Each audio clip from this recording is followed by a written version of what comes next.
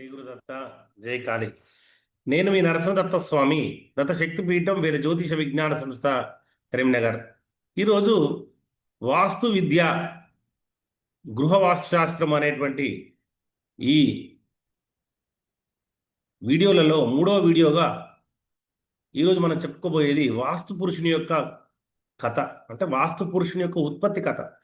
అసలు వాస్తు పురుషుడు ఎవరు, వాస్తు పురుషుని యొక్క జననం ఏ విధంగా జరిగింది అనేటువంటి అంశాన్ని తెలుసుకుందాం. ఇక్కడ షేర్ చేస్తూ చూపిస్తాను.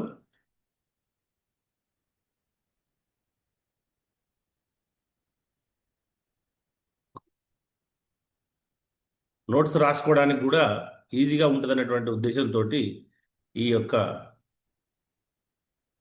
షేర్ చేయడం అనేటువంటిది డాక్యుమెంట్ను ఏర్పాటు చేయడం జరిగింది. ఇప్పుడు చూడండి, వాస్తు పురుషుని యొక్క ఉత్పత్తి కథ. పూర్వము అంధకాసురునికి శివునికి మధ్య ఘోర యుద్ధం జరిగింది. ఆ ఘోర యుద్ధంలో శివుని యొక్క దేహం నుండి శ్వేత బిందువు పుట్టి భూమిపై పడింది. ఆ శ్వేత బిందువు నుండి భూలోక స్వర్గలోకాలకు మహాభయాన్ని కలిగించేటువంటి ఆకారం ఒకటి పుట్టింది. ఈ మహా ఆకారాన్ని చూసి అందరూ భయపడి బ్రహ్మ వద్దకు వెళ్ళారు.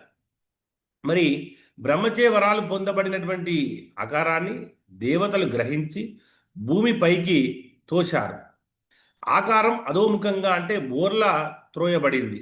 ఆ దేవతల చేత త్రోయబడినటువంటి మహా ఆకారము భూమిపై వ్యాపించి దేవతామయమై భూలోకమంతా వ్యాపించింది. అలా వ్యాపించినటువంటి ఈ మహా ఆకారము భూలోక వాసులచే వాస్తు పురుషునిగా గ్రహించబడింది.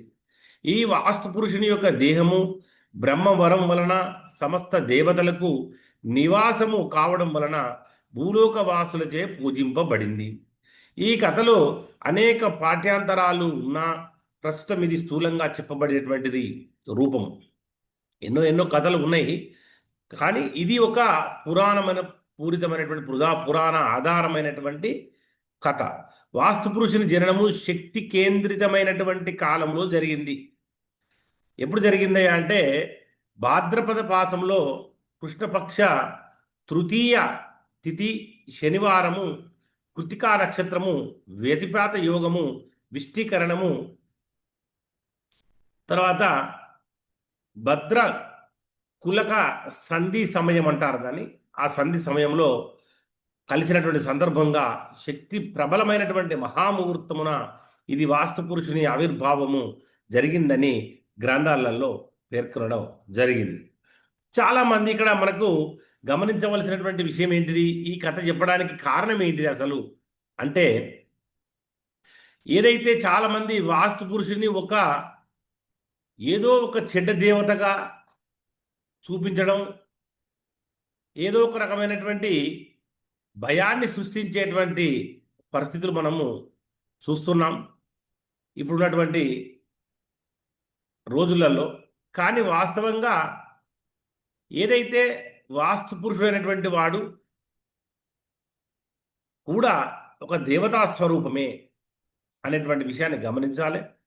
అది ఈశాన్య మూలన తలపెట్టి బోర్లా పడుకొని ఉన్నటువంటి ఆకారంగా చెప్పడం జరిగింది శాస్త్రాలలో. మరి పాదాలు అనేటువంటివి నైరుతి భాగంలో ఉన్నాయన్నమాట.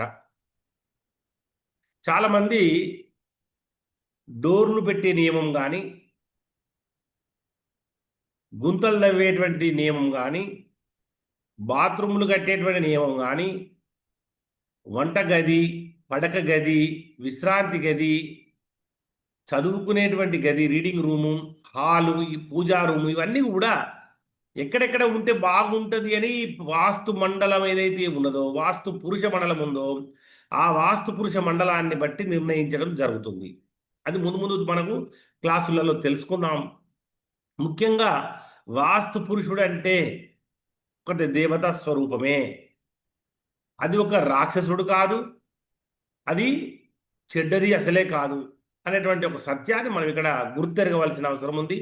కనుక ఈరోజు పాఠంలో మనం తెలుసుకున్నటువంటి ఈ యొక్క వాస్తు పురుషుని కథ, ఆయన పుట్టినటువంటి సమయాన్ని తెలుసుకోవడం జరిగింది. ఇంకా మరో వీడియోలో ఇంకా కొన్ని అంశాలు కూడా తెలుసుకుందాము. జై గురుదత్త, జై కాళీ.